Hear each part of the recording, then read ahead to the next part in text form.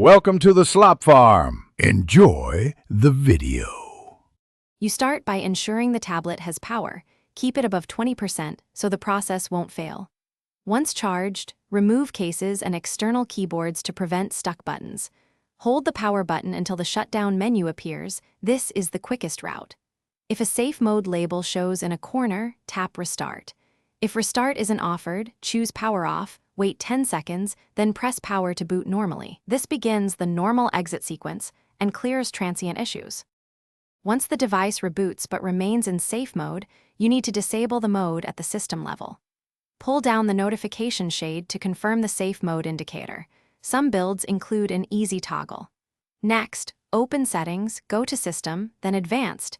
If developer options are enabled, check for a safe mode or disable options that force limited boot. If safe mode won't clear, perform a soft reset by holding power and volume up for about 10 to 15 seconds to force a clean reboot.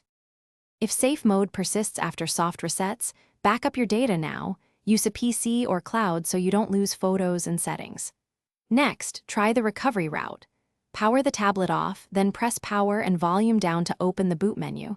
Select Recovery and choose Reboot System Now. If that fails, perform a factory reset from Recovery or Settings, but make sure your backup is complete. This will erase user data. Troubleshooting tip. If buttons are stuck or case presses volume, remove it and try again before resetting. Thanks for watching. Consider subscribing if we helped you today.